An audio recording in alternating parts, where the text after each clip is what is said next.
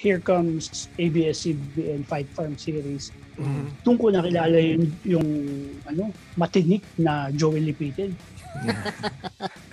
Paano matinik? Paano mo nasasabi matinik? Basta matinik yan. Actually, nauso talaga yon.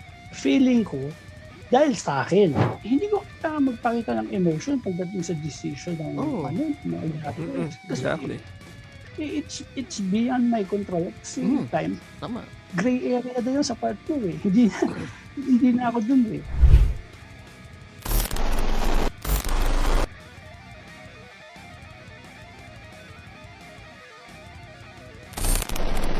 Welcome to part 3 of our series called The Trinity of Philippine MMA Refereeing. Yes. And today, for part 3, ang guest natin, Very special. very special, tinatawag nilang pambansang referee, Ref Tisoy.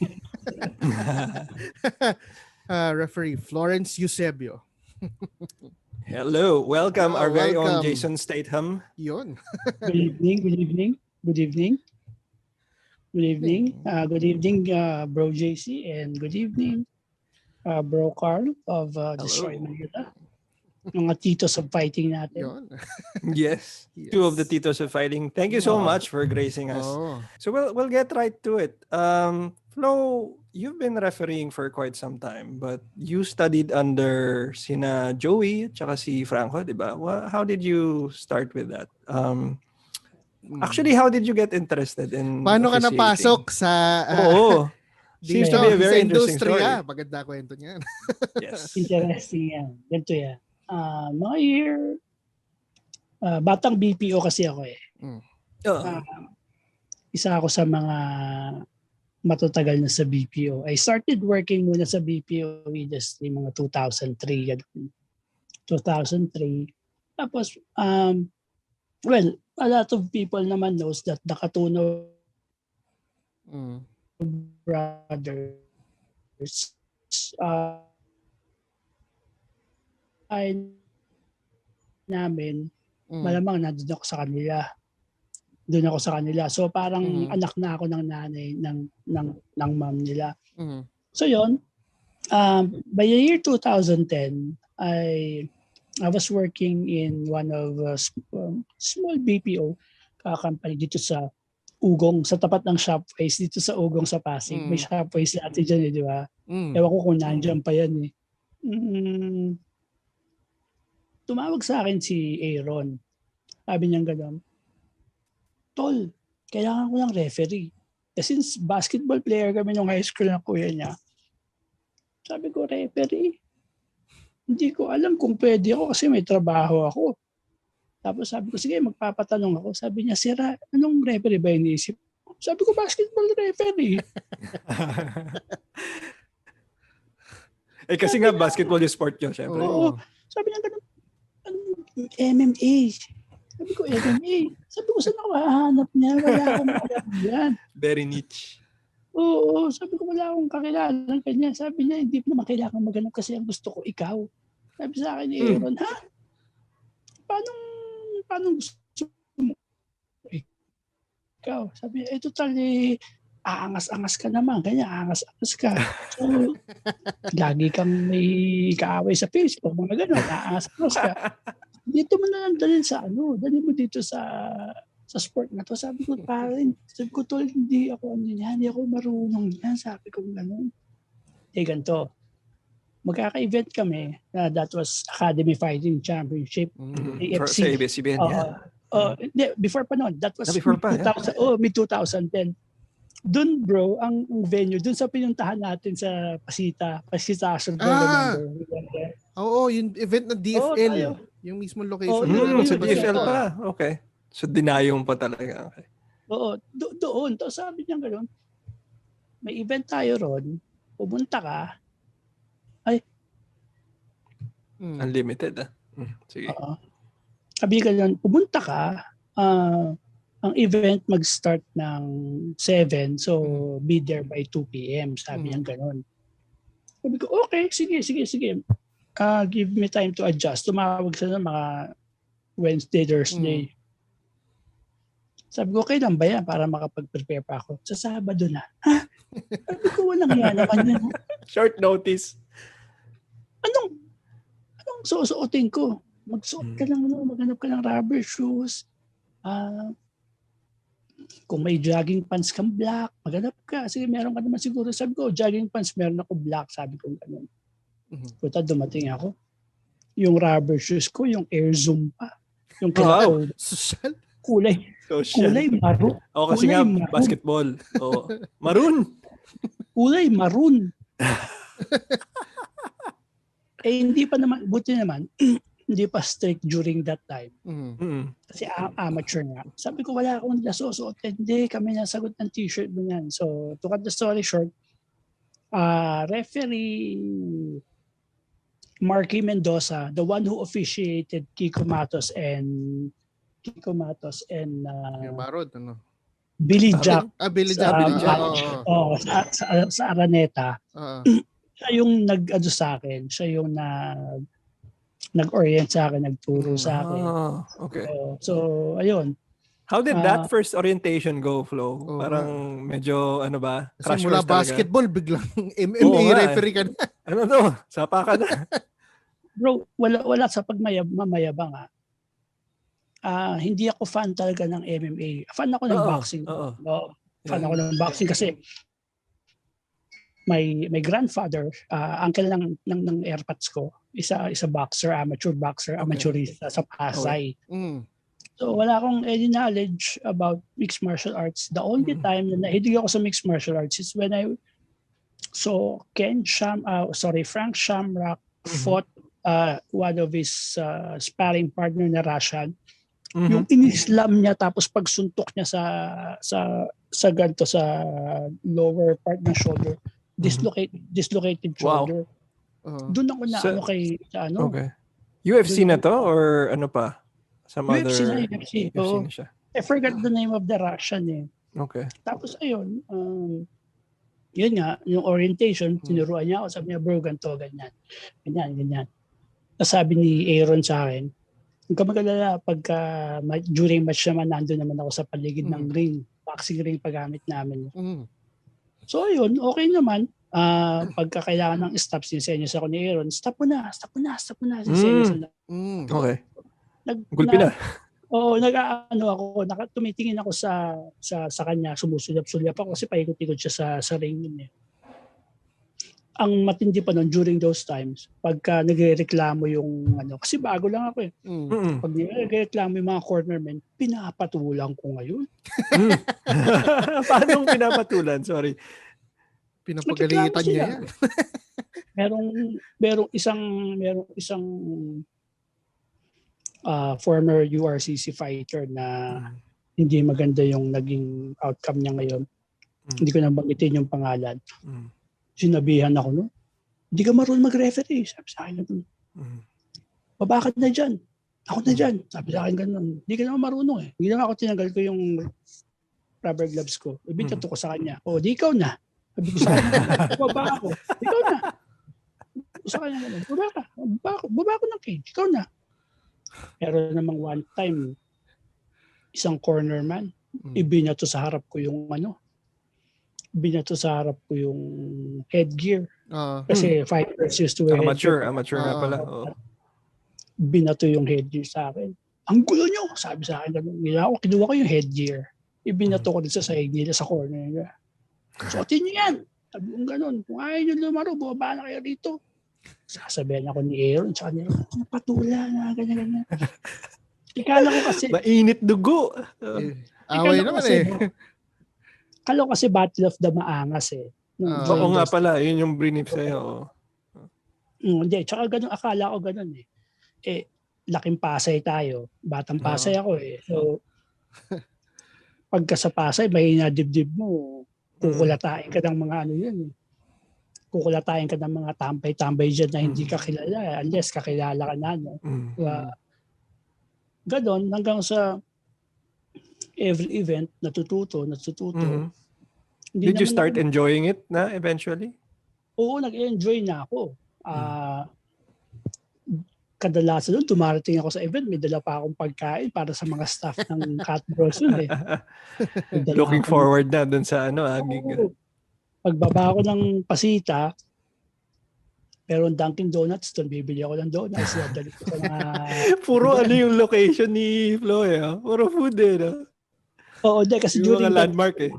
During that time kasi, the reason why it's Pasita Astrodome kasi yung SK chairman na nakakasakop ng venue is parang brad yata nila sa Taugama. So they're not having any problems pagdating sa venue, pagbubuo ng venue na yon. At the same time, nakukuha nila ng mas mura. May discount. Okay. Kaya ayun. So ayun, 2010, diretso amateur 2010. Pagdating ng 2016, nagkaroon ng parang I forgot the name, parang amateur event ng under URCC. This was held at MOA. Parang yung nationals na nangyari sa festival mo. So, I think National Open yata yung tawag nila Prof. Alvin eh. Pero prior to that, nung amateur pa, ang una ko talaga nakatrabaho, si Prof. Franco, si Coach Franco. Yeah. Nakasama ko siya dun sa Pasita rin. Ayan, nagbibigay siya ng mga insights sa akin. Ganto. Unang kita ko kay Coach Franco, maangas na kagad eh. Although hindi matangkaran, pero maliit na di ba? Intimidating. Oo, pagka may mga makukulit na fighters, pinagagalitan niya talaga. Talaga. Pero pinagagalitan niya to the point, hindi siya nakikipagsagutan dun sa corner man. Which is yung opposite naman sa akin, nakikipagsagutan ako. So parang revelation na, pwede palang ganun. Pwede palang sitahin sila na hindi nakikipagtalo. Sitahin ng grabe. Oo, pwede naman ganun, pero ang maganda kasi kay Coach Franco, nakikita ko, nagkakalitan niya yung fighter, pero alam mo yun, in a professional way. Pero pinagkakalitan niya na, alam mo naman bawal dahil ginagawa pa. Tigil mo yan. Gumagano yan eh. Special mention ko dyan si Carlo Laurel. Lumalaro sa AFC. Notorious. Sabihan ni Coach Franco yan. Ewan ko, naalala ni Carlo yun. Carlo, yung kakulitan mo. Ganun lagi yan eh. Carlo, yung kakulitan mo. Ayusin mo. Kasi si Carlo, kapag ka nag-grappling yan, nag-mount na yan, nasa ibabaw ng fighter yan, gumaganong-ganong pa yan. Titingin sa pumupusos. Ganun kakulit yan si Carlo. Ganun yan. Sabi ni Coach Franco, seryosohin mo, ayusin mo. So doon ako natuto. Siya talaga yung unang nakatrabaho ko. Then, here comes ABS-CBN Fight Farm Series. Doon ko nakilala yung matinik na Joey Lipitin. Paano matinik? Paano mo nasabi matinik? Basta matinik yan. Matinik yan kaya Joey ko yan eh. Ayun, doon ko siya nakita. Pagdating ko sa gym nila Prof. Alvin, nag-set up. Kita ko yan si Prof. Joey. Nakahiga dyan sa mat ng bag. Di ba may mat sila malaki? Oo. Nakahiga. Tapos nakataas yung paa. Nakita ko, kahiga siya doon, pero yung sapatos niya nakatanggal. Nakabenyos lang siya sa mat. Doon ko nakita yung respeto nila doon pagdating sa grappling mat ng Kasi maraming hindi nakakaalam doon. No shoes on the mats, di ba? No shoes, no sleepers. Nakapaa, tapos siya nakamedyas lang. Pinakilala ngayon ako. Meron kasi, yan si Prof. Joey, yung family friend niyan, naging manager ko dati sa isang camp. Kaya nung nagre-referee ako, sinasabi niya sa akin ng manager ko, hindi mo kilala si Joey Lipitin? Sabi ko, hindi ko Sabi niya, hindi mo kilala, reference sa URCC yun. Ayun yung nag-slam ng Iranian, in-slam niya kasi inaano siya. Anong pangalan ulit doon, JC? Oh Si Razi Jabari. Jabari. Oo Jabari. nga. Ayun yung nag-slam ng fire. Sabi ko, hindi ko tignan mo sa YouTube, nasa YouTube.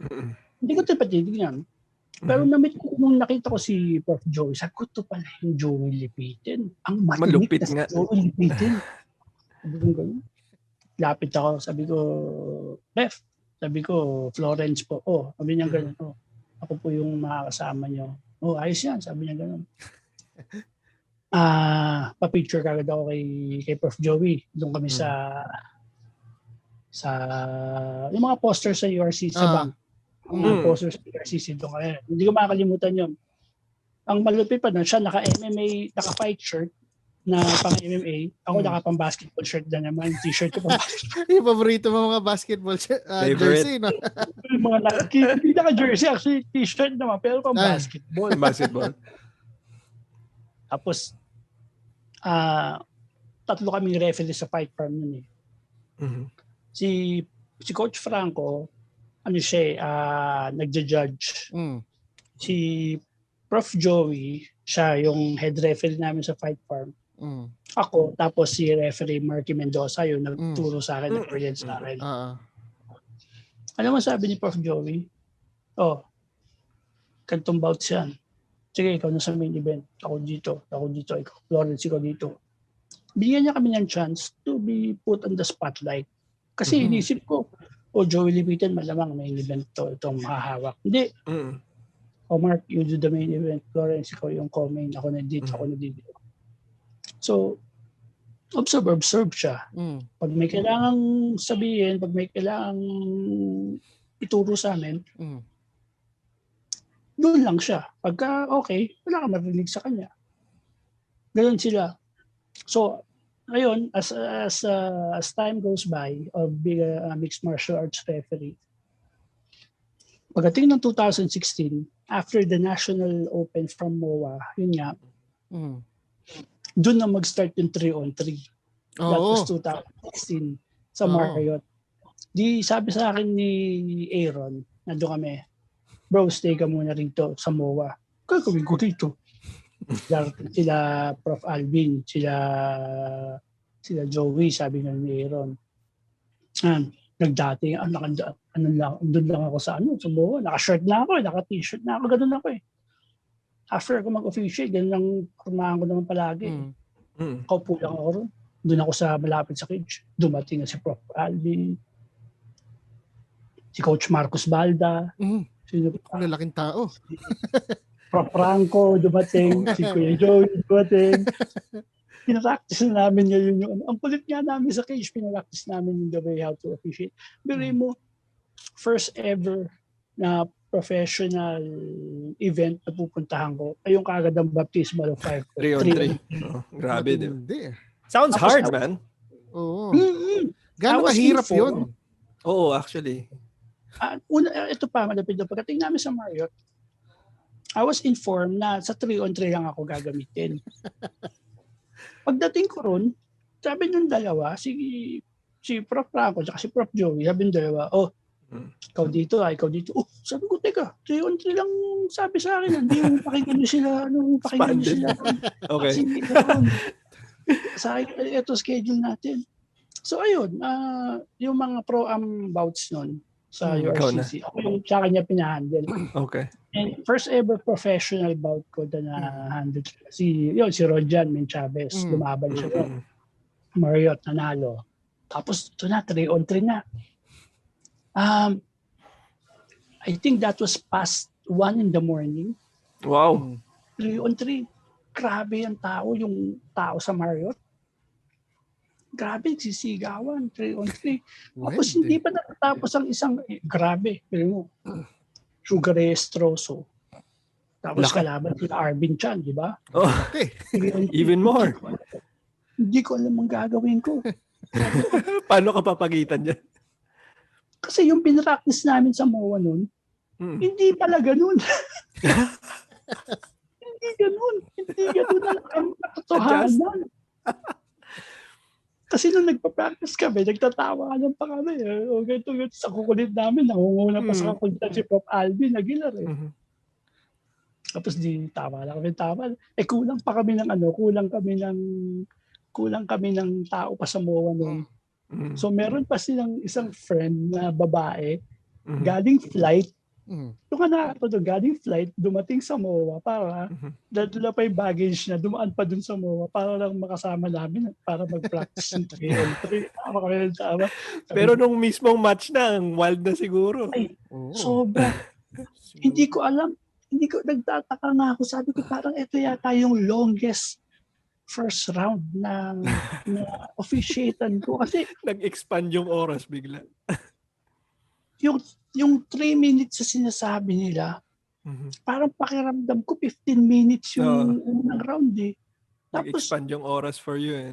Tapos meron yung mga media nakapaligid, yung media people na nakapaligid doon sa cage. After ng round 1, naalala ko, humingi ako ng tubig, may nag-abot sa akin. Pagbukas ko, isang lago ko lang, dire-diretso. Sobrang kababay. Pagod. Sobra, bro, sobra. Tapos, alam mo yung, hindi ko alam kung saan ako pepesto, pero ito, I'm proud to say talaga na I'm really blessed and nakatrabaho sa pag-officiate talaga si Prof. Joey at si Prof. Franco. Kasi hindi nila ako pinabayaan. They trained me well. They taught me a lot of things, mga do's and don'ts. Ang maganda kasi dyan, kaya nga sa mga dating interviews na sinasabi ko, naging balanse. Kasi pag sa sermonan, si Prof. Joey. Pag sa encouragement, si Prof. Franco.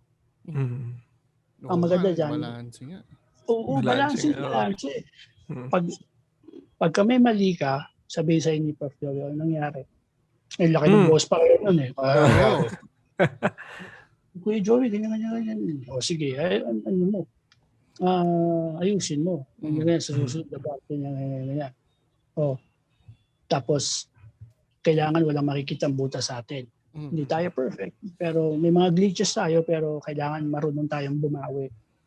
Pag si Prof. Franco naman, pagbaba ng cage, pag may nakitang ganda ng performance basta pag-officiate, very good. Ganun kagad. Good job. Nice. Good job. Yung sitwasyon kanina, nakita ko anong ginawa mo. Prof, coach, pagkatago si Coach Franco, coach, ganyan. Okay, very good. Tama yun. Ganun sila. So, madali ako natuto kasi hindi naman ako fighter. Hindi naman ako jiu-jitero. Hindi naman ako boxero. Hindi naman ako nag-muay thai. Hindi naman ako nagko-compete. Although nagko-compete ako before, underground, ng boxing, sa gym lang dati. Mga 3-rounder, mga ganun, nakatulakaan lang.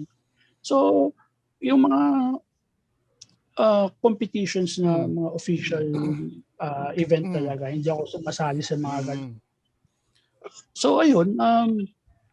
It sounds like very good mentor sila sa'yo. Oo. Sobra. Influence din. Yeah, kasi, influence. It's a good influence. Diba, ang daming ang pumupula sa akin. Sino ba yan? Hindi naman fighter yan. Hindi ko naman nakikita sa National Open. Do you feel sometimes na may ganon? Kasi nga, ang laki ng... Kasi parang kapag iniisip nilang outsider ka dun sa sport, parang, sino ba to? Alam nito dito eh. Kami fighter mapangmata dito. Yung sport natin eh. Di ba? Sa totoo lang. Ito nga malupit dyan. Nung una, napipikon ako.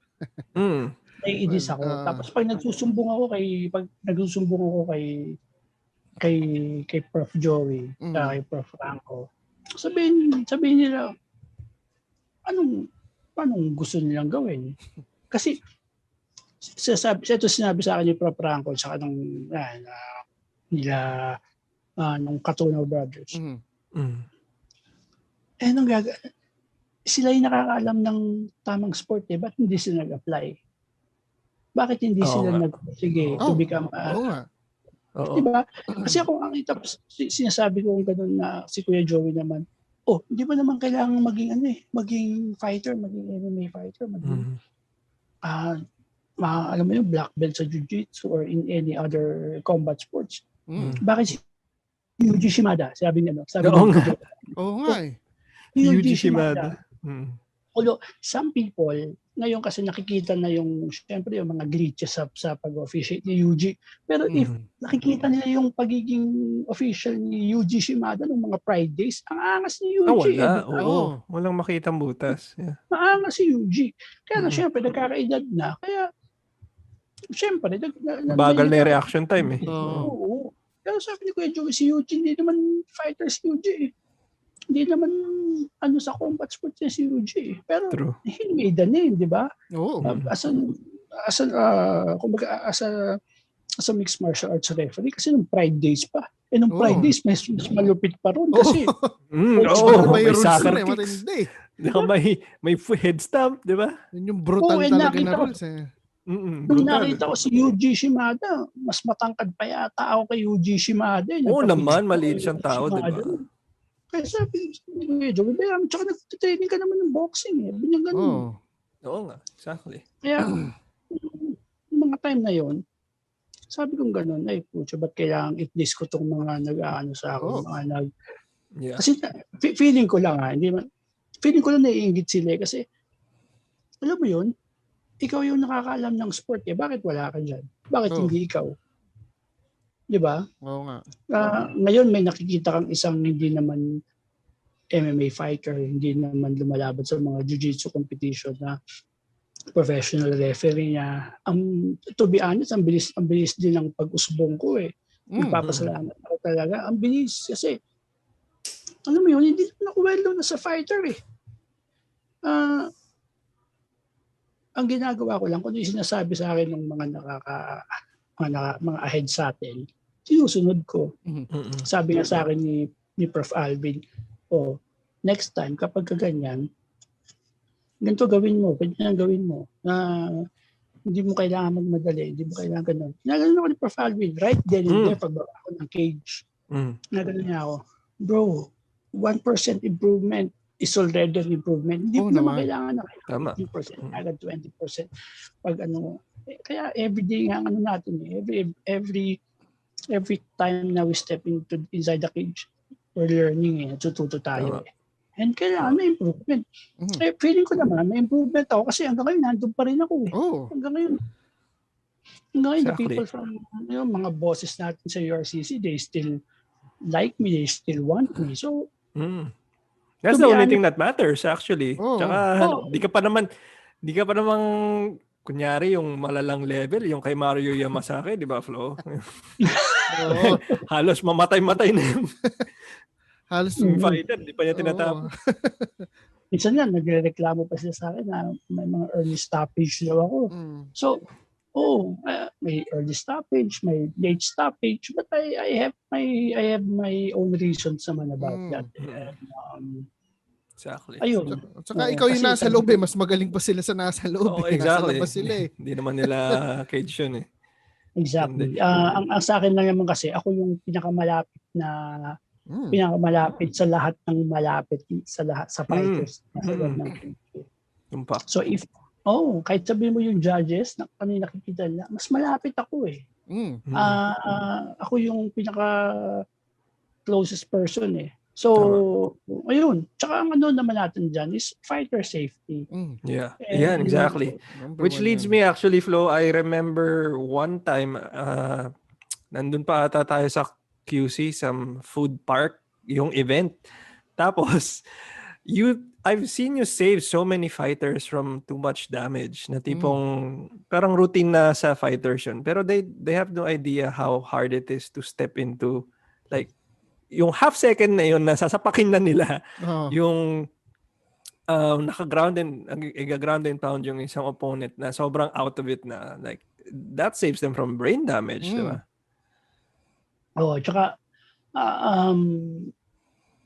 para sa akin kasi pag ako kasi nakita ko, if I already seen enough na, I'll stop na. Kung alam kong kaya pa naman di ba? Kung kaya pa naman, go. Pero pag enough na, hindi naman siya ini-small natin ng mga amateur events, ang mga ano. Kaya, ang amateur kasi, it's after that one step closer na yan, one step being professional. Kung sa amateur pa lang, madadamage ka na. How are you going wala ka to ng future. diba? Yeah. And ang daming fighters na nakita ko na nagagalit talaga. Kapag, kaya ko pa. Daling sabihin na kaya mo pa, pero kaya mo pa talaga. Weng-wang na, kaya mo pa. Kasi, diba sinusuntok. Nakagano na yun. Diba, sana kung yung ina-explain ni Dominic Cruz na tinatamaan siya pero he's doing something how to skate. Yun, naiintindihan ko yun eh. Pero kung sabi mo nakahiga ka lang, sinusuntok ka na, gumaganon ka lang, naka-block ka lang, pero you're not defending properly. Kung halimbawa sabihin natin, a minute and a half pa, ginagrab yung pound ka, nakaganon ka lang. Wala na. That's nonsense na yun. Nagpahinga ka na nun. Minute and a half. Madaya. And, how do you develop that, though, Flo? It just really timing. experience, no? Just timing, or your timing? Paano dire-develop yung timing na ito dapat sakto ganito, matigil ka nilaban? For me kasi sobrang subjective siya, di ba, JC? Oo. Yung timing talaga natutunan ko sa dalawang matitinik na idol natin. Yung timing talaga. Our co-host. yung isang yung dalawang matitinik na na idol natin diyan sa pag-appreciate. Kasi nga sabi ko nga wala na akong makitang ibang magaling na magtuturo na mag-officiate professionally sa MMA, kundi yung dalawa lang eh. I mean, pardon my indulgence, pardon what I'm going to say, pero to be honest, wala na akong makikita ibang magaling magturo eh. I'm not trying to be them. I'm not trying to be like them. Kuya Joey has his own style. Joey has his own style. Coach Franco has his own style. Ako din. Pero ang ginagawa ko, I get what I can get from them. Tama naman. Kung ano yung matututunan ko. Kasi darating ang time, iiwan na nila ako na doon na lang sila mag-judge lang sila. And it happened when we were in Araneta. Yung URC sa Araneta, nagulat ako, you will do the main event. Ha? Parang puta. Araneta. Kaninong main event yun? Sorry. May halong kabarin talaga. Ito ba yung kay Chris Hoffman versus Chris Hoffman. Oh, wow. Oo nga, ikaw yun. Base na nakilala kita personally. Naalala ko yan. And yung time na yun, nagulat ako kasi Professor Joey Lepitel, hindi siya pwede mag-officiate kasi kaka-opera ng tuhod niya. From a basketball game. Kumbaga may tama na. Basketball pa talaga. Operahan ng tuhod niya. So ang trabaho ni Kuya Joey is to check the fighters, ng fighters. Okay. Si Coach Franco, hindi rin pwedeng tumira ng professional bout. Okay. Kasi expired yung lisensya niya. Papeles naman pala. Coincidence nga. Si referee Marky Mendoza, yun siya yung nag-officiate sa laban ni Kiko Matos siya ni Billy Jack. Wala rin siyang license. So, kaya pro-am yun. Pro-am pala yun. Oo. So, walang choice. Ako lang yung medyo... Yeah. Ikaw lang yung pwede. How did that feel though? Like, kaba? Parang nasa yung pressure nun. Oo eh.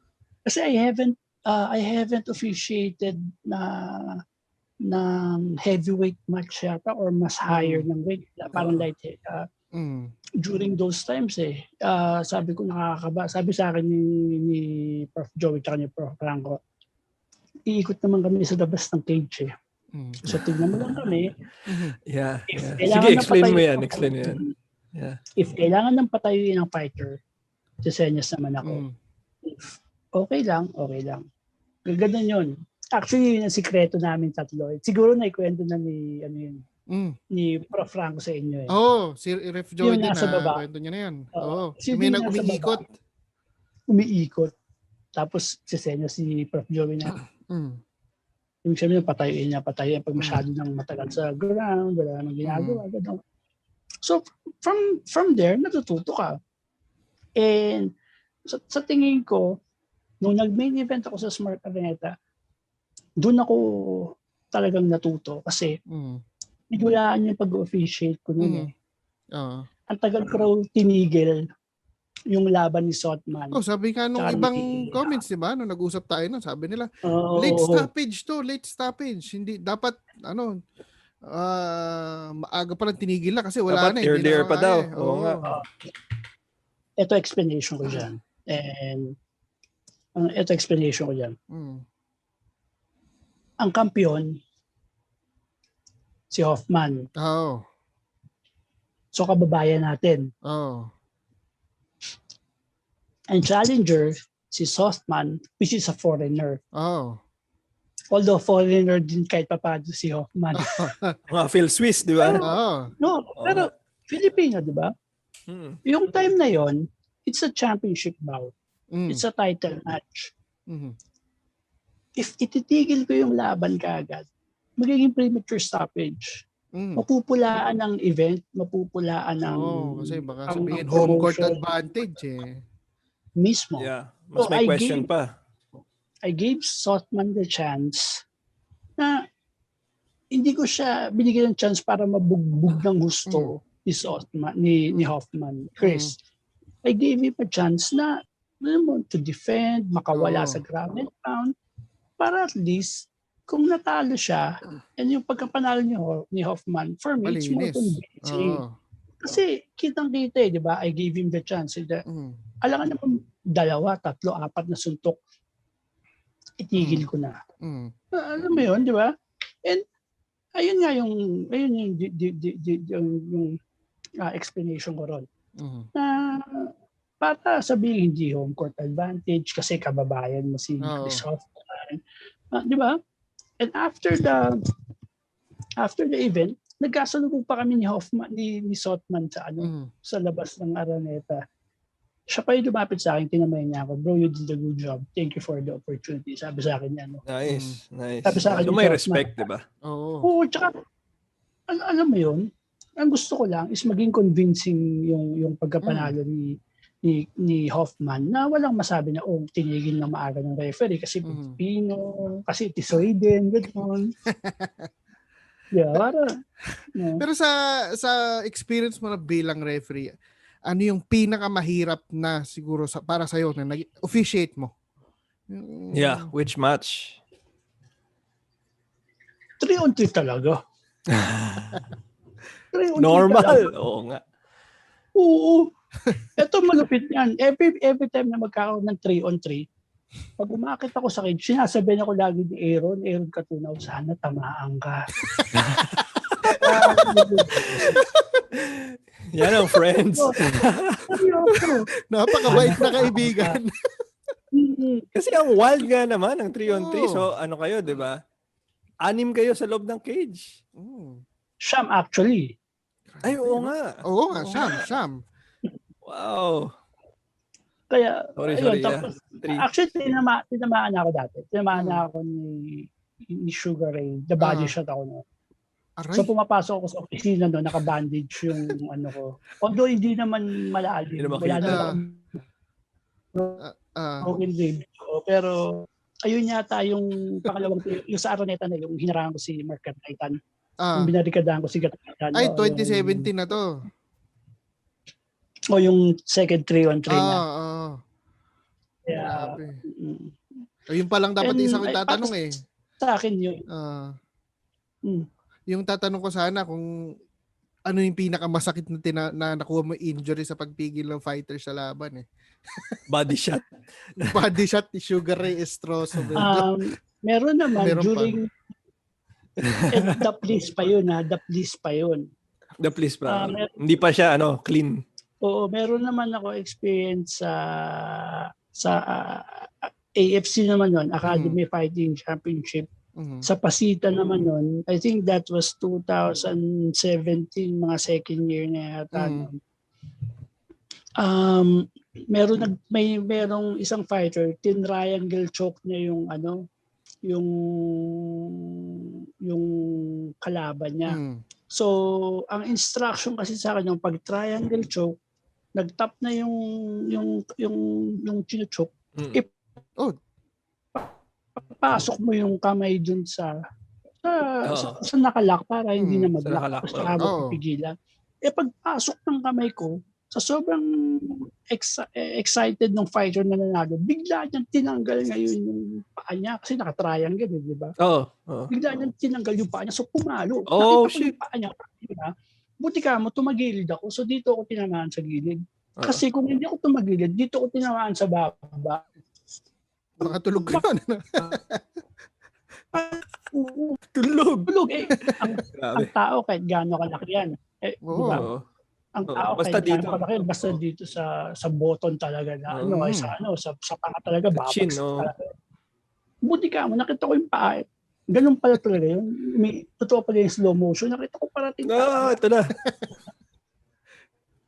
Buti na ilagan may mga times pa talaga na binabansagan nila on The Matrix kasi ano may mga ay mga konting ano na lang. Yung hangin talaga ng sipa. Talagang mga ganyan lang. Sadang.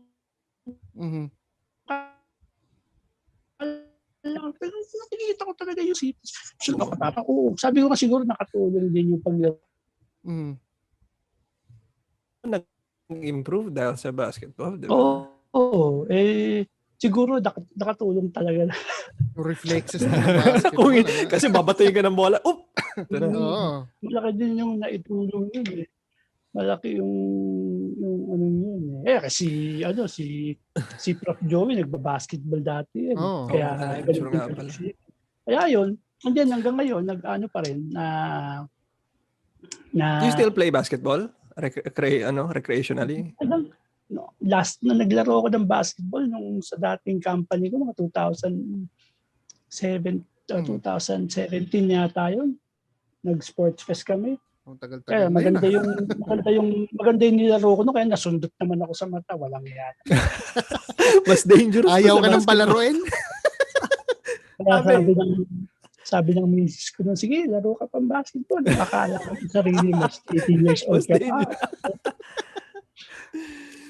Balik lang, Flo, dun sa yung palagi namin i-mention sa amin ni Franco yung inyong system of threes. Usually when you observe, tapos parang very unique nga yun sa inyo. I mean, kahit we've saan, never hindi ko seen pa it naririnig yun eh.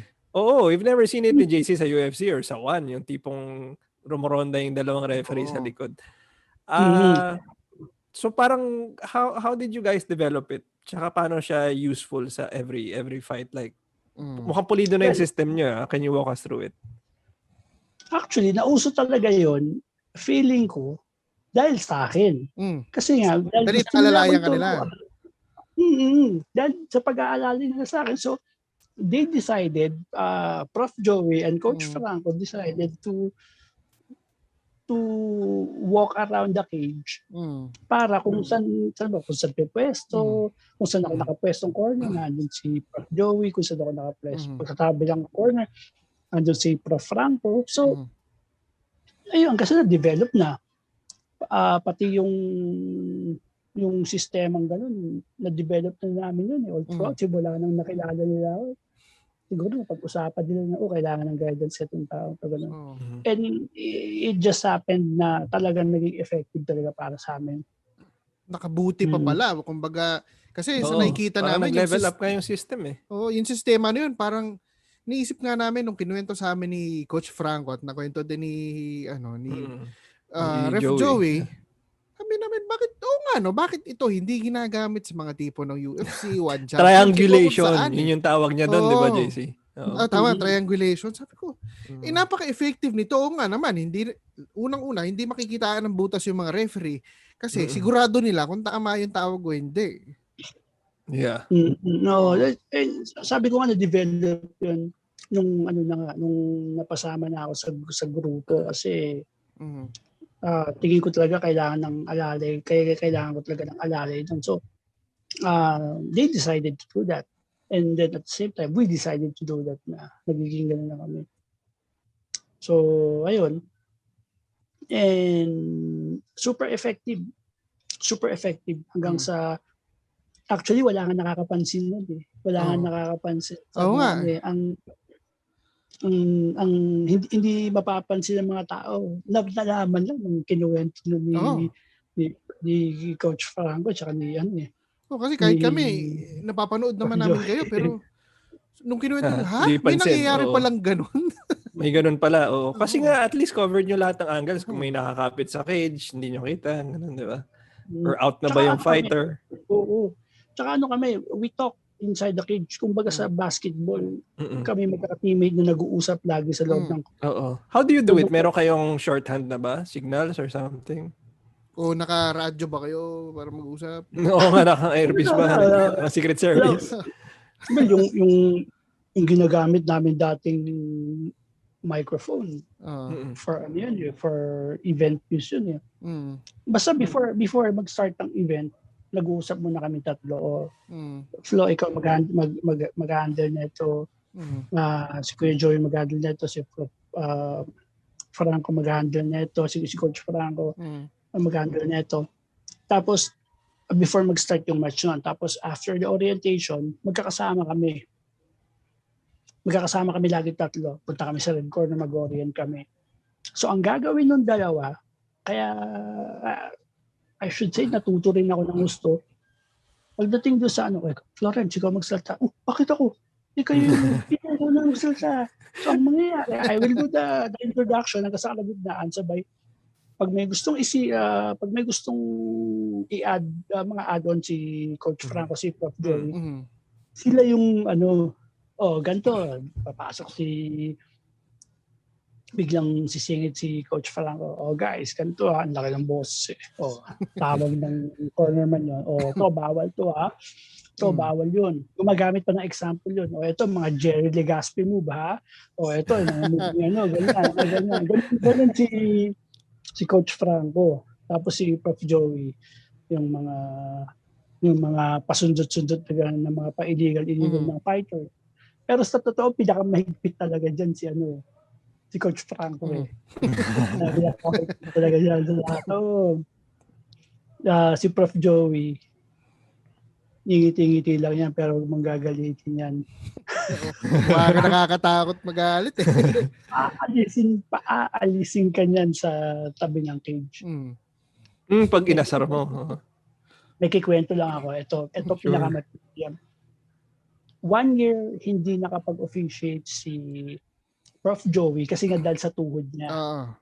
Sa tuhod niya, di ba? URCC bets kami ngayon. Sa Rizal Park tayo nun eh. URCC bets. Siya nag-main event. Sabi sa akin ni Prof. Joey, ako na mag-main event. Sige, ikaw na. Ganun. Walang problema yan. Ako, main event ka na lang. Siguro, hindi nagustuhan nung Koreano na marunong mag-Tagalog na matagal na dito sa Pilipinas. Parang kilala ko yan Kapatid ng Koreano. Sounds family Oo, sounds family to. Nandun na ba siya sa doon ngayon sa doon? Anyway, tuloy mo muna. Ito, parang meron siyang basta tungkol sa low blow yun eh. Edi, si Kuya Joey naman, ayaw niya naman I call him Kuya Joey, although mas matanda ako kay Prof. Joey. I call him Kuya Joey. Si Kuya Joey naman, hindi naman siya deduct agad eh. Warning. Depende kasi sa tama. May low blow na pag nag-inside leg kick, merong duck please, merong solido, di ba? So, warning muna si Prof. Joey. Etong nasa corner nung isa, nagmura. Bigan. Ano ba naman yan? Narinig ni Kuya Joey. after ng first round, nakita niya pala kung sino nagmura. Tinuro ni Joey, you, get out of here. Doon ka sa likod. Sabi kay Joey, ayoko makita yung pagmumura mo rito. Mumura ka. I-deject na yung corner. Oo. Syempre, Kumbaga, hype na si Kuya Joey nung 2 year kang hindi nakapag-officiate eh. Tapos makakarinig ka nagmura. Tapos ang malupit pa nun, nung nagulat siya, nung tinuro siya ni Kuya Joey, ikaw, umalis ka rito. Sabi niya ganun, ayoko makita, I don't want to see you here. Get out of here. Sabi ni Kuya Joey. Tingnan ko sino. Tapos nagmamang pa siya, ha? Ako, ikaw, umalis ka rito. Kamakatakas. Hindi ako mag-i-start hanggang nandiyan ka. Alis siya. Kakamot siya ng ulo. Doon siya sa likod. Doon siya sa kumpulan. Nung di ba, pag may bets, may kumpulan doon sa... sa likod sa dugout. Sa likod. Ayun, doon siya. Pinalis lang siya ni Joey. Tapos, sabi ko kay Joey, okay, Joey, kamusta? Mumura-mura pa? Pinaalis siya ni Kuya Joey. Yun. Kaya sabi ko nga, pag MMA referee ka, pag official ka, hindi pwedeng isang side lang ang mapiplease mo eh. Oo. From the other side, people will be pleased. From the other side, people will hate you. Even though there's no reason for them to hate you. They will create or make a reason for them to hate you. Gagawa ng haters Kasi gonna hate natalong ka dalawa. Talent fighter. Which is hindi mo naman kasalanan. Usually, Carl, ito nga lagi pinag-uusapan namin nila, JC nila, ng mga tropa natin eh. Na pag natalo sa decision ang fighter nyo, bakit yung referee tinatanong nyo? Yung judges. Exactly. Diba? Oo. May points po tayo. Sport siya. Oo. Sabi ko nga kung ako tatanungin nyo, may decision ako para sa akin. Alam naman malumo ako kasi yung nasa isip kong mananalo, hindi yun ang mananalo. Hindi ko kailangan magpakita ng emotion pagdating sa decision ng mga judges. Exactly. It's beyond my control. At the same time, tama. Gray area na yun sa part 2 eh. Hindi na ako dun eh. Kumbaga, lalapas na ako sa boundary. Rules ka lang. Implementation lang ng rules. Hanggang dito lang ako. Sabihin ko lang na bawal yung ginagawa mo and I will stop the fight if kailangan nang i-stop. Kasi buti sarado ka na, hindi ka na makapag-defend. Masyado ka na maraming tinatanggap na suntok. Pero beyond that, if it will go down to judge's decision, di ba? Hindi sa akin. Hindi yun.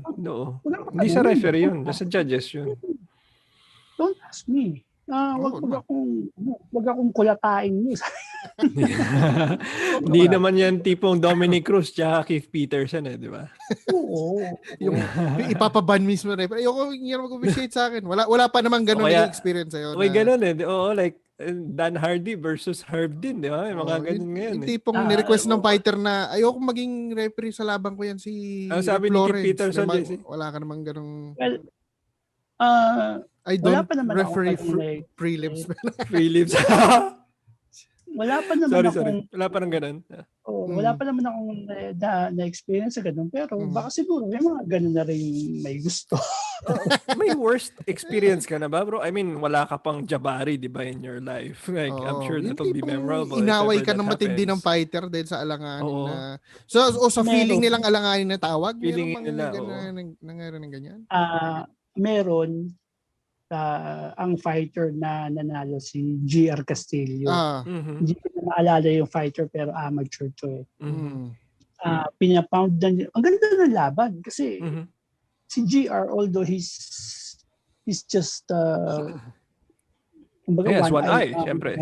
For people who don't know, he has one eye. Prior to that match, ang ganda ng laban palagi ni GR, yung mga panalo niya, knockout, submission, ganun. Pero itong particular fight na to, ang ganda ng laban, umabot hanggang round 3. Mhm. So, nakakasabay kay GR. Oh. But but what happened is, na-take down ni GR, nag-running pa. So, ako kasi, if kung hindi nila alam, before ko stop yung fight, sinasabihan ko ang fighter. Defend yourself. Or else, stop ko yung fight. Defend yourself. Ino-warningan mo talaga. Hindi ko lang alam kung minsan napapansin nyo, tinuturo ko yung fighter. Habang pinapound sila, tinuturo ko. Nagsasabi ako ng defend yourself. Para klaro. Turo rin sa akin ng dalawa yon, ni Coach Franco at ni Prof. Joey. Kumbaga sinasabihan mo sila. Ngayon, sinabihan ko yung fighter, defend yourself or else tigil ko yung laban, Tagalog pa, hindi ko makakalimutan. Pinapound ni GR. Ni-stop ko na. Pag nag-stop ako, hinaharbangan ko, di ba? Hinahawi ko binabody check ko ng patagilid yung fighter. Tapos sinisenyasan ko. Pag body check ko kay GR, ni-stop ko. Dito mi-stop na si GR kasi off balance. Siya ba naka-mount sa fighter. Tumayo na si GR. Ang ginawa ng fighter, pinitik na yun ako sa tuhod, sa side ng tuhod. Wow. Okay. Ba't mo tinigil? Sabi sa akin gano'n. Tapos laki ng mata, nagagalit sa akin. Sabi ko, bro, hindi na ito na warning. Defend mo yung sarili mo, hindi mo di-defend. Para mga 6 punches na yung pumapasok na solid. Pilit siya sa akin, pinitig akong gano'n. Ba't tinigil? Medyo may injury ako sa kaliwang tuhod dahil sa basketball. Awa naman ng Diyos na himasmasa naman ako. Himasmasa siya. Baka di mo natansay. Naisip ko yung knee drop ni Ric Flair baka na-knee drop. Flair talaga. Ayun naman, sabi noong una talaga I'm having issues talaga pagdating sa mga ganyan na pumapatol ako Nung unang umpisa, pero itong mga lately, hindi na. Sabi ko nga, once you were given a chance na ganyan, mabigyan ka ng professional license from the galingan mo na. Tsaka kayo na yung standard So, there's pressure there. Siyempre, to be... Super thankful ako kasi naging part ako ng standard. Kumbaga isa ako sa naging huge. And kahit sabihin mong hard work ko yun, malaki talaga ang utang ng loob ko sa mga nagturo talaga sa akin. Yung dalawa. Sabi ko nga si Prof. Joey tsaka si Coach Franco. Tapos sinusundutan pa madalas ni Prof. Alvin Aguilar yan. Tapos yung dalawa nga. Yung magkapatid na Katunaw, ano rin yan sermon encouragement din yan. Ang dalawa, si Aaron ang sermon, si Ron ang encouragement. So, isa yung carrot, siya yung isa yung stick. Oo nga. Kumbaga, wala ka ng reason na wala ka ng reason na hindi matuto Pag hindi ka pa natuto, kasalanan mo na. Pero po, pagbaba mo ng cage, nandun pa rin yung learning curve mo. Tapos, pag ikot mo, tawagin ka pa ni Prof. Alvin. Bro, next time ganito. And next time. But you did good, you did well. You did great. So, next month mo, need to watch this. You need to be ready with this. You need to be prepared with this. So, ayun. Hanggang sa, ayun nga, I became the flagship referee of ESFC. I became the flagship referee of Fight Night. Which is, lahat naman talaga doon natutunan ko. And yung last na ESFC natin, nahata ko pa si Prof. Joey. Ibang level yun. Kasi naman, ang daming fights. Ilang fights yun, di ba, guys? Nahata ko si Prof. Joey. So very unique pa siya kasi may grappling super fights. Halo-halo, di ba? Grappling at saka may striking lang, di ba? May Muay Thai, may boxing, tapos mixed martial arts. Sabi nga sa akin ni Prof. Joey noon, alam mo yon, Joey, lipitin ka na. Pagdating doon sa ESFC, sabi niya sa akin, Florence, ikaw ba mag-main event Ikaw ang pinaka-head referee dito, hindi ako. So you'll do the main event. Yun. Ako, nung nahata ko na si Prof. Joey, ano na ako naka-mindset na ako na si Kuya Joey. Relax lang ako. Siya yung susundin mo kasi siya yung susundin mo. Oo, hindi. Siya nagsabi sa akin noon. Ikaw ang main event dito ha. Ano mo to? Ikaw ang pinaka head referee dito, so ikaw ang main event. Ayun. Nice. Ayun. So nakita ko kasi they want me to learn. Definitely. I was going to ask about that. So obviously, may big need for support system in MMA. Yeah. Like, kunyari, tayo and the referee, officials, and everything like that. Ano yung, if somebody were to come in, Flo, like, who would like to be involved in officiating? Kasi tatlo lang kayo Parang, tatlo lang kayo. Obviously, may need to expand kailangan people, di ba? Like, dagdagan. hindi naman kayo pwede tatlo lang forever. What would they need to do, and how would you like to, what would you tell them off the bat na total, they would need? Honest naman ako nung una, sa sobrang nag-enjoy ako, hindi ko naiisip yan. You have the best seats sa fights, di ba? Oo. Pangalawa, nag-enjoy ako kasama yung dalawang matitinik nating matitinik nating official. Nag-enjoy ako, to be honest. Pero sabi ko nga, time will come, kailangan may train kailangan madagdagan na kami. Totoo Kailangan ikaw na yung may apprentice, hindi ikaw na yung master, di ba? Nung last na nag-national open sa Alabang, before mag-pandemic, di ba? Napag-usapan namin yan. Si Prof. Joey, nag-uusap na Prof. Joey, si Coach Franco, tsaka yung Catuno Brothers, kami 5. Nag-usap kami. We're about to do a seminar how to officiate sa mga fights. Nagagawin sa BUMP, sa DEFTAC quarters. Magmi-meeting pa nga sana noon on how much they will charge each participant, kasi nga gagawa natin sila ng certificate and it's going to be official. And dadaan talaga sila sa umpisa talaga. Mag-officiate sila sa PMAF, sa amateur. Exactly. Sa amateur, sa PMAF, tapos sa mga amateur events. So, ganun ang plano nun. And sayang lang, hindi pa natutuloy kasi nagkaroon tayo ng pandemic. Pero we're going to have a seminar like that. But more than that, Flo, we wanted to ask, like, ano yung dapat qualities that or mindset that they need to bring in when they're starting? Ano yung qualities ng susunod na Florence Eusebio? Parang ganyan. Kasi lalo na ikaw, Flo, you've learned a lot na. Parang what might they need to avoid, or ano ba yung dapat baon na nila para mas mabilis yung improvement nila? Wag muna sila mag-expect ng TF. Okay. Pangalawa, wag muna sila mag-expect ng malaking TF. Hindi, totoo. Real talk na to. Yeah. Real talk to. Kasi ang akala nila, they're seeing me doing officiating. Akala nila laki na kinikita ko. No, I just love what I'm doing. I just love working with these guys.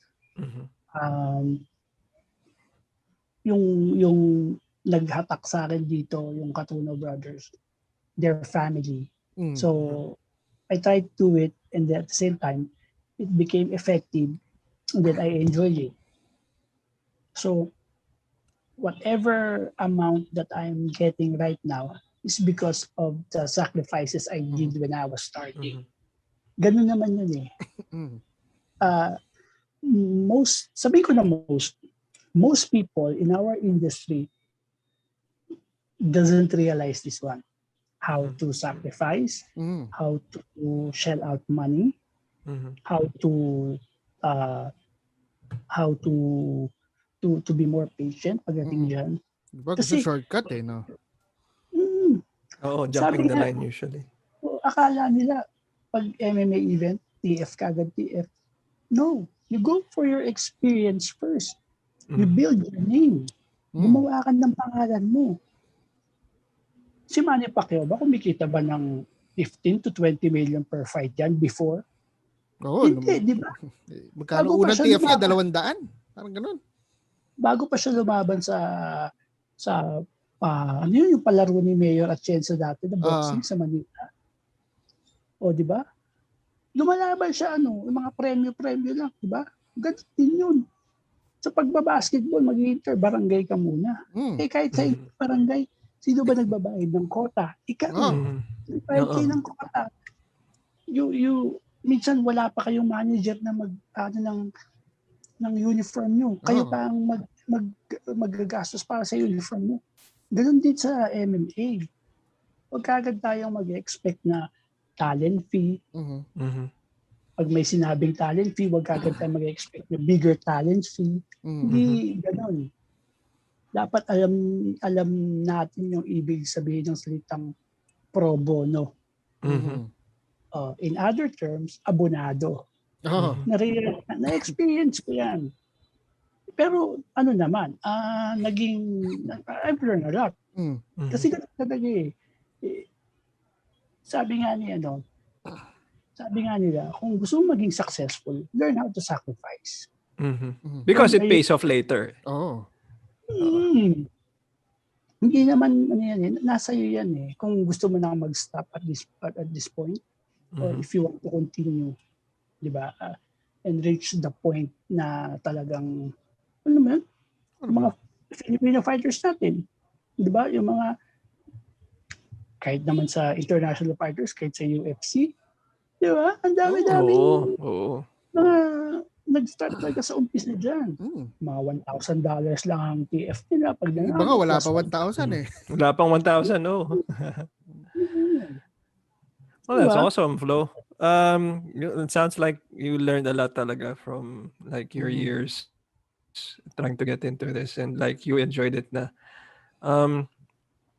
Anong message mo sa industry though? Like where can we improve, you think? Improvement talaga. For me, improvement nasa atin yan Nasa tao yan. If you want to mag-improve ka as a fighter, as an official, as a judge, nasa yan.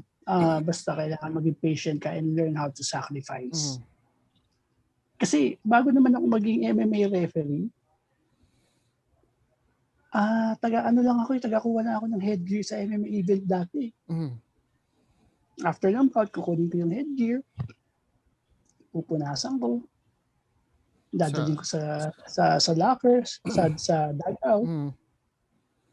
Pagtapos na naman, pupunasan ko. Doon ako nag-start. Naalala ko yung kwento pa na yan. Sa ano yan, di ba? Yung Philippine Submission Sport League. Kay Coach Erwin Tagle. Kay Coach Erwin Tagle. Kaya si Coach Erwin Tagle, nung nagpakilala ako, naaalala niya ako. Hindi ako makakalimutan ni Coach Erwin Tagle kasi nung nag-event siya sa Victory Mall sa Monumento, lumapit yung doktor, yung event doctor. Case na may ganito, meron ba tayong ganyan? Siyempre, di naman kabisado ni Coach Erwin Tagle yung lugar. Doc, may medical city sa taas, sa 5th floor. Sabi ko kay Coach Erwin, Coach, sorry Coach, may medical city sa taas, clinic, satellite staff. Meron daw. In case na kailangan may ma-confine, may hospital ba malapit dito? Mag-isip naman si Coach Erwin. Bubulungan ko si Coach Erwin, Coach, merong MCU dito, 5 minutes, wala pang 5 minutes, sado ka. Meron. Ayun. Tingnan ako ni Coach Erwin. Ano ka ba dito sa event ko? Sabi ko, taga-kuha po ako ng headgear. Okay. Sabi niya gano'n. So, nung nagkita kami ni Coach Erwin Tagle sa Carmona, naalala niya ako. Pakilala naman ako, sabi ko, Coach, ako yung dating nakakuha din ng headgear sa PSL 1. Si Mickey Ablan, yung fighter, MMA fighter, Mickey Ablan. Hindi ako makakalimutan kasi nung dumating sila sa tawag na doon, dumating sa venue, during those time, sila pa ni Iwamoto. So ako yung naging taga-Hawi boys ni Iwamoto. Naging event security ka pa wala sa oras. Event security. Tulad ni JC. Para naging, kumbaga sa football, ako yung naging halfback ni halfback kasi ako yung taga-Hawi kasi pinagkakagulo. So sabi ko kay Iwa, dito ka lang sa likod ko, yung ganun. Makakarating tayo. Nice. Diretso. So, dati akong nagpa-plug football, so alam ko, pag may dumudumog kay Iwa, pag may so makarating siya. Alright. Thanks so much, Flo. Where can they find you sa social media if they want to hook up with you and maybe want to learn some tips about officiating? Eventually, baka sila na yung apprentice mo? Siguro announcement, we will make some announcement siguro after pag okay na ang situation natin, pandemic. Meron akong official page, Facebook, yung Ref Florence Eusebio, which is ang gumawa yung kaibigan natin si JC Reyes. Yes, somebody very special. Siyang gumawa kasi hindi ako marunong gumawa. Sabi lang ni JC, sige bro, gawa kita, ikaw na bahala sa password mo, mag-wave mo nila. So andun, gumagawa naman ako ng mga announcements doon, mga events. I also promote gyms, mga special events. And usually, yun nga, just sabi ko nga, I am the flagship MMA referee or head referee of Eastside Fighting Challenge. Yes. So, malapit na rin yun. So, antayin na lang nila yung announcement. And then Fight Night, ako rin yung flagship referee doon. So, hopefully magkaroon ulit tayo ng ganong event. And ayun nga. So, ayun, that's nice. Mga MMA page natin dyan, Pinoy Fight Exchange. We always post there mga events, mga gyms na may mga promotions and everything. Oo. Basta bawal lang ang mga hindi kaayon-ayon dun sa page. Yung may belt na keyboard.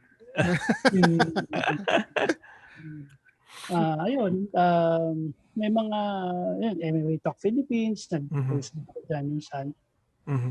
Doon lang naman sa makita na updates. Sa URCC page, maglalagay tayo ng iba sa announcement. Hintayin lang muna yung announcement kasi hindi pa tayo makapag-announce. Mayroon mag-announce na ng isang bagay if wala pa tayong kasiguraduhan kung kailan or ano. That's true. I know everyone's excited na for a mixed martial arts event. Kaya lang mahirap para sa promoters. Magastos pa. Para sa mga seminars. Hintayin na lang natin. Malapit na yan. Konting pasensya. Alright. Thank you so much, Flo. You know what I'm looking forward to eventually na may magkaroon ng magaling na female referee because it must be so boring na sausage fest lang kayo, di ba? Ako as of now, wala pa ako naisip. Pero sa lawak ng meron yan. Connection ni Coach Franco and Prof. Joey, baka sila may mapili sila or may recommend sila. Pero I'm good with that. Lalo na sa mga female bouts. Oo, exactly. Diba? Parang gender appropriate man lang. Ganun. Tsaka mas detail-oriented yung mga babae sa totoo lang. And sana pag nagkaroon tayo ng seminar for officiating, may sumali na babae. Para encourage you din. I think that would help a lot. Diba? Yung women to try it. Maganda yun eh. Kasi magiging foundation talaga ng SDA amateur events, yung mga PMAF natin, yung natin. Ano na yung PMAF? Kasi rank tayo doon dapat eh. Di ba? Kailangan talaga natin yun. And pag sila sa PMAF, sa mga amateur events na ganun, madali na natin silang ma-hook up sa mga ibang amateur events. That's true. yun nga lang ang advice ko, they need to be patient and wag muna sila mag-isip ng kikitain nila. Kasi sa umpisa talaga mag-aabot. Iba pa yung reward sa umpisa, hindi pa monetary. Yeah. So, hindi naman ano yan eh, hindi naman ganun sa, di ba? Yeah. Kahit sino, kahit artista, kahit na athlete, hindi naman basta ano eh. Lahat talaga kailangan mag-umpisa, di ba? Yeah. Kaya patience lang. Alright. So, baka maputol na tayo sa 40 minutes, pero baka may tanong pa, JC? For wrap up. Huli na lang pala. Anong sa tingin mo, sa experience mo na pag-officiate, ito na lang, parang kumbaga last message mo na rin to sa mga coaches, mga athletes ng minamahal nating MMA scene. Sa tingin mo ang ilang mga bagay na dapat nilang baguhin? Is there kahit isa lang? What do we advice need to change? na para magtinuna yung kung may problema sa eksena na dapat nilang ituwid na. Yeah. Huwag silang pumayag ng fixed fight. Problem sa atin yan. Yeah. It sounds like another whole episode of Destroy Manila with Reflow. Totoo. Kasi huwag ka papayag sa fixed fight. Hindi ko mo fixed fight yan, hindi namin mapapansin. Kaya lang choice mo yan eh. Gusto mo yan. Pag ang career mo, pero if you go on kumakagat ka sa fixed fight, hanggang dyan lang ang career mo. Tama. Bigyan ka nga ng malaking TF on how much you're expecting, much higher than the expected TF na natatanggap mo before, mas malaki ng 1,000, mas malaki ng 1,500. Nagbenta ng 1,000 lang yung kaluluwa. Oo. Isipin mo, kung 1980s pata ang era natin ngayon, malaki ang 1,000 mo, yung 1,500 mo. 2021 na. Yung 1,000 mo, wala na. Isang pasadahan lang namin nila JC sa Mang Inasal yan. Ang inasal talaga. Legendary Mang Inasal na yan. Recovery food ni Reflow yan after nung body shot sa kanya ni Sugar Ray. Ni Sugar Ray. Hindi alam niya yun. Hindi alam ni Sugar Ray yun. Hindi alam ni Sugar. Well, malalaman niya na ngayon. Pag napanood niya ito, malalaman niya na ito. Napanood niya na ito. Kasi naramdaman ko lang yun. Yung pag-uwi mo after ng event, ganun yun eh. Pagdating ng event, kasi pagdating after event, pag-uwi ko, papahinga ako. Ginagawa ko, after event, pagdating ko dito sa kanto, may 7-Eleven, bibili na ako ng siopaw niyan, 2 siopaw. Tapos doon ako nakakaranas ng gutom. So habang kumakain ako ng siopaw, nagpapainit ako ng tubig, nagsha-shower ako, doon lumalabas lahat yung pagod, kung tinamaan ka. Hindi mo pa mararamdaman yan kasi yung adrenaline mo mataas pa. Oo nga. Adrenaline dump nung pag nagsha-siopaw. For 1 week, nakabenda ito yung ribs ko. So, ayun. Pero part of the game, okay lang. Yeah. Sabi ko nga, okay na sa ribs kaysa sa inaabot sa mukha ni Sugar Ray. Nga. Oo naman. All right. Thank you so much, Flo. It's been a pleasure, man. Yeah. Ngayon kilala ka na nila pag napanood nila to. Ito na yun. Team Destroy Manila would like to thank the following. Coach Franco Royota of the Coach Franco Says podcast. Check out his episodes on YouTube, Spotify, Apple Podcast, Anchor, and everywhere else. We have a collaboration with him called Combat Sports Weekly, a show where we do pre- and post-fight commentary and talk about upcoming combat sports events. Coach Gabay Forlales of Brawlers Lab. Enroll now in their online boxing, kickboxing, and brawl fitness classes. We hope you enjoyed this episode. We'll see you on the next one.